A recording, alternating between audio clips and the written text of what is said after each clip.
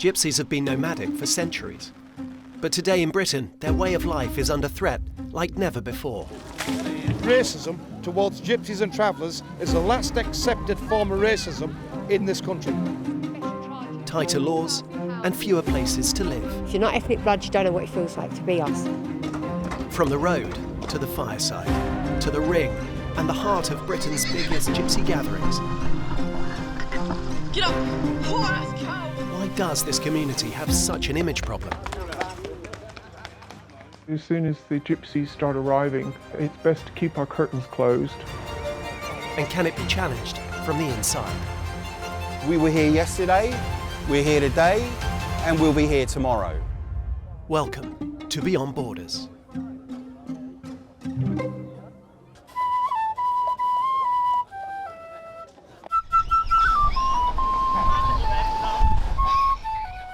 We're at Appleby Horse Fair in the north of England.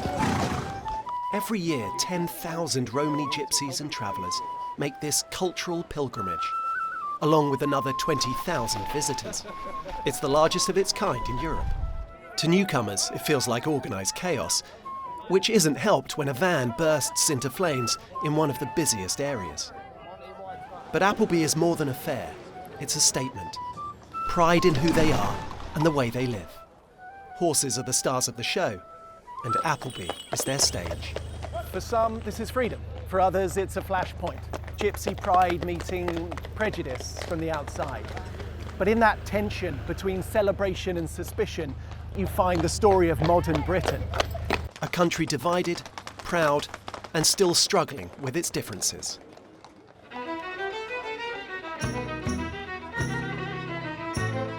People here are eager to talk when they see the cameras. Curious. What's that? And confident.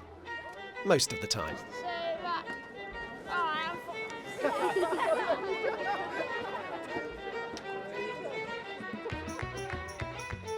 The riverbank is where we meet Romany Jake Bowers. He's a blacksmith, a campaigner and a filmmaker. We're coming to the River Eden, which is where I would like to put a sculpture of a gypsy horse. We've spent about 3 years forging it, and we want to put it here where the horses come into the river.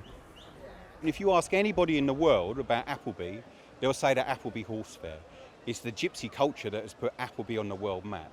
When you come to Appleby, any other time apart from this is the sleepiest little market town you could ever come across. There'll be nobody on the bridge, nobody in the water, it'll be completely deserted.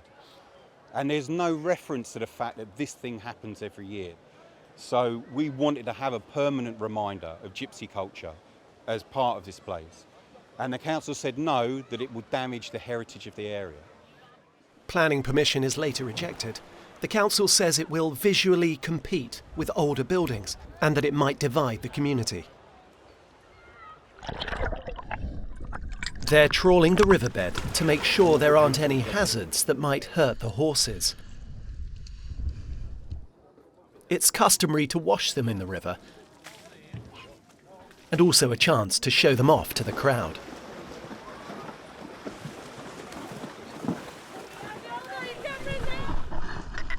Get up! Horse cow! Sometimes, though, it can be too stressful for them.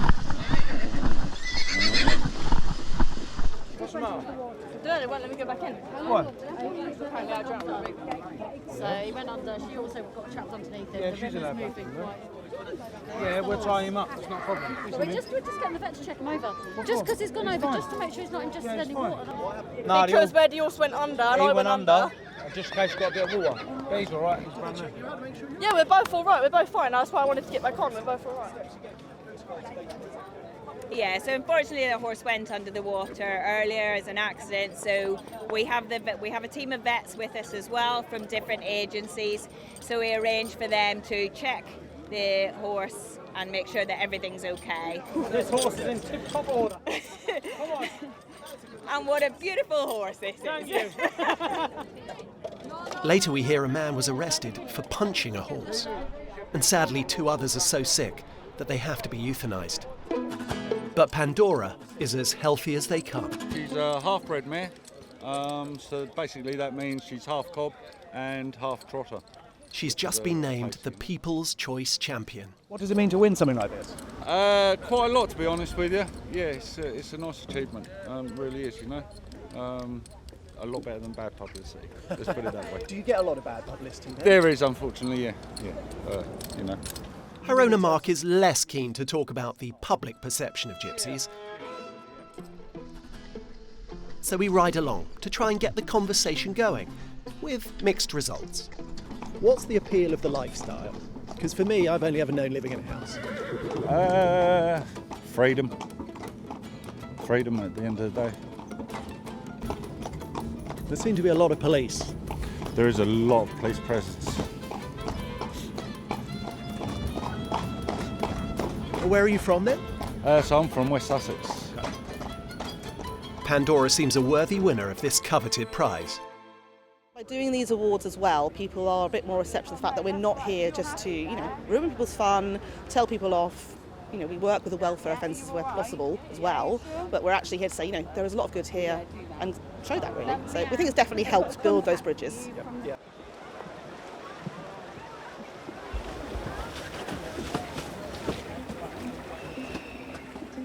The police presence here is hard to ignore. For the authorities, it's about safety. But for gypsies and travellers, this isn't just policing, it's profiling. Gypsy people never get the right story, my mates. We're the biggest racist people in the country, honestly. We get put down like goats. That's the first time I've heard that this year. We get overwhelming support from the Gypsy Roma traveller community because they support the police being here. 80 arrests will be made this year, mainly for driving under the influence. Most of them are locals, though, not travellers. I think there is a perception that all Gypsy Roma travellers are criminals and are nasty people. They're not. Like any other community that I've come across in my 25 years of policing, there's a minority of people that cause the issues and are criminals. Europe's leading human rights organisation says there's troublingly persistent racism, prejudice and discrimination against gypsies at all levels in the UK. The Council of Europe's 2023 report describes entrenched inequalities in education, unequal access to housing and healthcare, an increased risk of being criminalised, and negative stereotypes in the media, which we see feeding into the reaction online after that van fire on the hill. Were they serving crispy gypsy? This demonstrates why locals don't want them there. A lot of people spreading rumours about a community they know nothing about. Look at the mess the trash left behind. Scumbags. It isn't hard to find people who say they feel like prisoners in their own homes when the fair is on, but they ask us to hide their identities. Before we actually came here, we were told, whatever you do, don't buy a house anywhere near Appleby, because you'll have 2 to 3 weeks of hell. They can be violent towards people, especially non-gypsies. We know that as soon as the gypsies start arriving, that it's best to keep our curtains closed. We also asked them what they make of Jake's horse sculpture. It's as ugly as you could possibly make it. It looks like a child's representation of a stick horse. It is ugly in the extreme, and they wanted to shove it in the middle of Appleby. That is nothing short of an insult. To find out who these people really are, we leave the crowds behind and pitch our tents at the campsite on the hill. This is where we meet fortune teller Linda Crossling. People phone me up, sweetheart, to change their lives. She tells us why her community is misunderstood. Gotcha people like yourself, my darling, doesn't agree with travellers, or they leave the rubbish here, they leave the rubbish there, but we don't.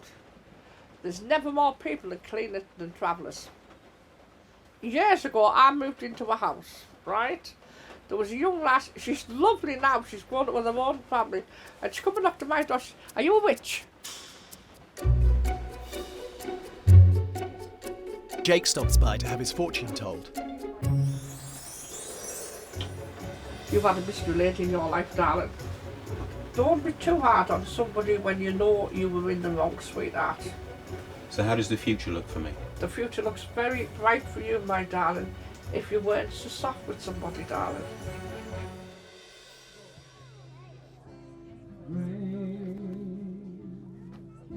We follow the sound of music to a tent, where a preacher is captivating the crowd.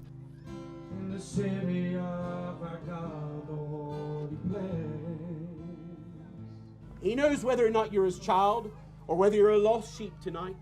Hearing this sermon from American missionaries has echoes of the Wild West. For Britain's gypsies, the journey might be similar to America's pioneers, but there's no promised land. These people are searching for a home in a country where they've never felt welcome. There is an active, and in some cases aggressive, pursuit in trying to hinder the traveling lifestyle. And the Appleby Horse Fair gives them a chance to be able to express themselves, to live as they have for the last, thousands of years.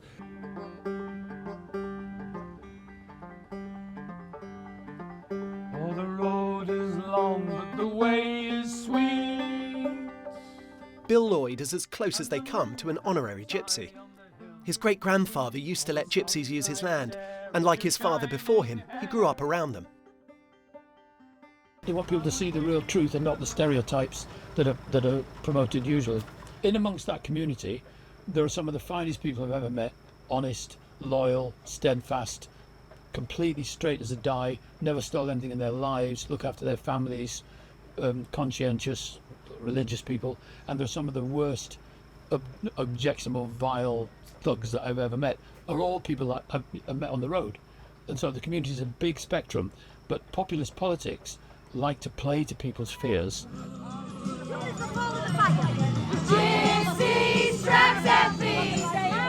As the light fades, we're drawn to the fire, where we meet Billy Welsh. He's the Shira Rom head gypsy who helps organise the fair. When we're here, we feel closer to God. This place, this land and this scenery where it's held here, we've been coming here for centuries. When we're here, we're in the realm of our ancestors. It is literally sacred to us.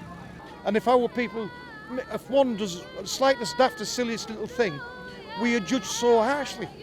Why do they expect us to be perfect when they should turn around and take a look in the mirror? Racism towards gypsies and travellers is the last accepted form of racism in this country.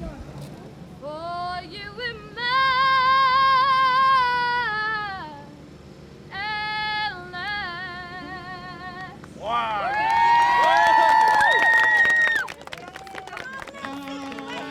100 kilometres south, in a village where gypsies and travellers pass through on their way to and from the fair, the council has reinforced its boundaries.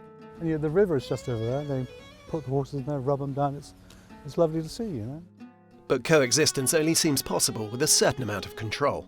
I mean, there were a mass of travellers that came through, around about 65 groups, but it wasn't just the boat ops, it was road caravans, four-wheel drive vehicles, HGV wagons. It was the whole array. They spent $20,000 on fencing to prevent them camping on the village green. The council isn't looking to stop the travellers coming here, so it's culturally important. So therefore we thought that it's right that we kind of try and manage it. Fewer places to stop and tougher police powers have forced most gypsies to swap freedom for four walls. Many end up on council-run sites, the closest thing to a permanent address. In July 2025, fire destroyed a traveller site in the southeast of England, and families escaped with only the clothes that they were wearing. A month later, and they're still looking for answers. This is my family. This is my blood. Claire Rice is what they call a housed Romany gypsy, but she's here to support friends and family affected by the fire. They're human beings. They rent the land. Hertfordshire County Council are merely a landlord, like any other social landlord. I live in social housing. Why am I treated differently than my cousin that lives on a site? It's not right, and it needs to stop. Claire says it's a vicious cycle. As children get older and marry, they need their own space. But there's nowhere to go, so sites become overcrowded. Claire also accuses the council of secretly monitoring them. You have a right not to be held under surveillance. So do I. Why should my relatives that live on sites be held under surveillance? It's not right. They're cameras that you usually buy from outdoor and you monitor for badgers in the garden or you look for deer. Now these cameras are 6 foot up. I don't know any rats that are 6 foot up in a tree. In a statement, Hertfordshire County Council said it would continue to advise residents to adhere to measures put in place for their own safety. It also said it had spent 3 days removing around 8 tonnes of dumped waste, adding this.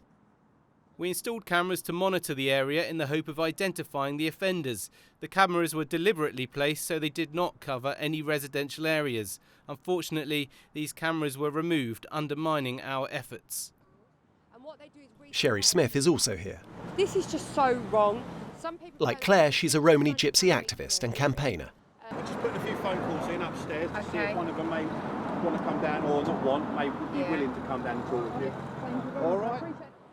No one from the council is able to speak with them today, so Sherry shows us what's left of the site and says the fire is about something much deeper. And the problem is here, because there's such a negative media portrayal, is the wider public don't want to get behind it. So the House of Parliament and the voted in MPs won't get behind it because they don't want to go against their other constituents and lose their seat in the House of Parliament. So who is talking up for these people? Who is talking up for us? We haven't got lawyers, we haven't got accountants, MPs, we haven't got anyone who represents us in the House of Lords, other than those that advocate for us. But we haven't got anyone with ethnic blood. And if you're not ethnic blood, you don't know what it feels like to be us. To suffer that stigma and racism every single day, it gets you down. The Pinewood Starr gym is an incubator for champion fighters. Around 3/4 of the people who train here are Romany Gypsies or travellers. So it's a great way to get this community to let its guard down.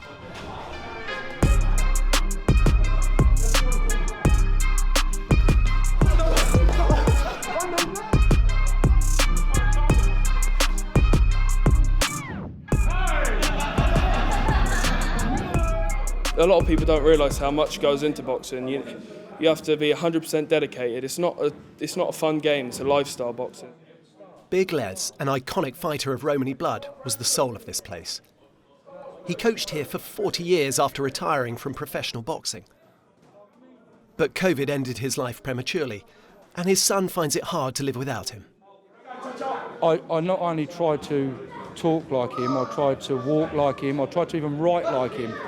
I tried to be everything that he was. And when you lose someone who's been such an inspiration in your life, it's really tough. Depression is rarely spoken about in this culture. The suicide rate is at least 6 times above the national average for women and 7 times higher for men. I thought that mental health issues was a lot to do with scroungers and getting benefits, and how wrong I was. And it's not until that depression hits you and you start to wonder, what's going on. When you're at your lowest moments, what do you do to cope? The minute that I get that feeling, I busy myself in the gym. I come up here and I coach the kids. Or if I can't get to the gym, I will be straight over to the grandkids. And I'll be busying myself, playing with the grandkids, chatting, talking, and that takes my mind off of all those dark times, and that's my coping mechanism. There isn't a culture within Gypsy, Roma and traveller cultures of asking for help.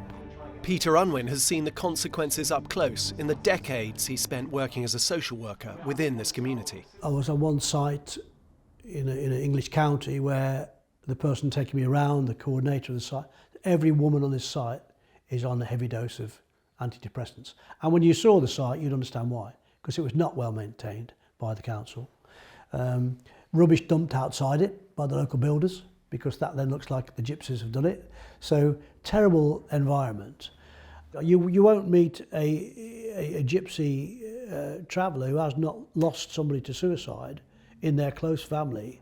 So I think that doing away with yourself, that reaching for the rope, it's just a tragic situation. It's kind of accepted in one way. This is terrible, it's bad, but it's what happens to us. This is our fate almost. Jake knows this firsthand. His brother Danny took his own life in 2017. It's been 3 months since we first met him on the riverbank in Appleby. Just lift it about to a comfortable height and then twist. And today he's finally found a place where his work is welcome. And preparations are being made before the statue is unveiled.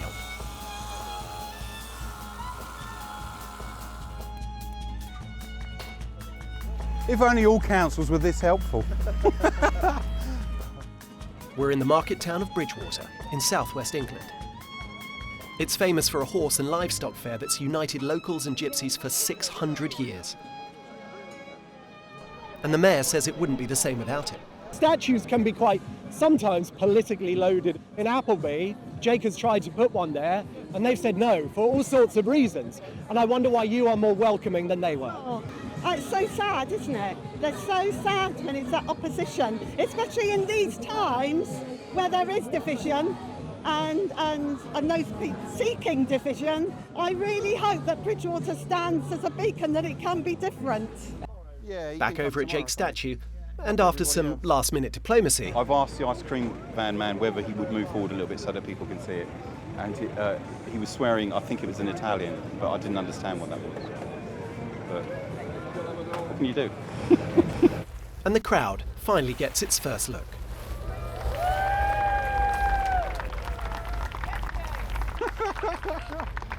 Here we go. Jake, it's absolutely beautiful. And really pleased to be representing a town where you wanted to come and build this horse for us and the history that it represents. The one great thing about steel is that it lasts a long time. When people talk about travelling people, whether that's show people or gypsies or Irish travellers, is they think that we're here today and gone tomorrow. But the one thing that all of our families will tell you is that we were here yesterday, we're here today, and we'll be here tomorrow. Maggie Smith-Bendel is also here today. The statue is named after her younger brother Jesse, who died in an accident on the way to Bridgwater in 1950. It's 84 years today. I was brought on this fair as a babe in arms, and I've been coming ever since. And I'm really proud of Jake, and I absolutely adore that horse. As a child, Maggie remembers picking peas with her brothers and sisters and selling wild flowers and wooden pegs with her mother. Part of our life was work from a very early age. But life on the road was hard in the 1950s. The first school we ever went to was just me and my elder brother. And it was really, really horrendous. For one thing, we were locked in. We'd never been locked in bricks and mortar before. We was always outside. And the children would punch, spit. And it was just a two-class school. And the teacher that was in charge of us, she didn't just ignore them. She more or less encouraged the kids to treat us as they wanted to. Did you ever feel any sort of shame about who you were? No. No, my dad always taught me right from he taught me to fist fight when I was 4 or 5 years old to protect ourselves because he knew what it's like to be bullied in schools and shops and villages. And he always said if they spit on you or hit you, hit back. And that's what we did. Back outside, and Jake is encouraging aspiring blacksmiths at his forge. There you go. You're hired. Each one of his sculptures needs between 300 and 400 steel hairs, so he's grateful for the help. Albert Einstein said is that it's easier to split an atom than it is to destroy prejudice. And that's certainly true. I think there's also an intergenerational trauma thing, which is that if you come from a community that has been evicted, persecuted and chased from pillar to post for over 500 years, that gets hardwired into your genes, into your epigenetics. And there is a prevalence towards depression, particularly in male gypsies and travellers. And in my own family, I've lost family members. One of the reasons I took up blacksmithing was as a way of exercising those demons. And for me, I find it deeply therapeutic to get things hot, bash them, and turn them into something beautiful. Put the rags to use. There were rags of many colours. Every piece was small. For centuries, gypsies and travellers have lived on the fringes, near enough to judge, far enough for most to ignore. And there are campaigners and charities pushing for change. But there's no national unified voice with any real political power. And while discrimination goes unchallenged or even accepted, the same stereotypes will keep on circling. If there's a Romany Gypsy family near you, get to know the children, then get to know the parents. And once you know the parents, you will find that we're not what you've got in your mind. My coat of many colours that my mama made for me, made only from rags, but I wore it so proudly.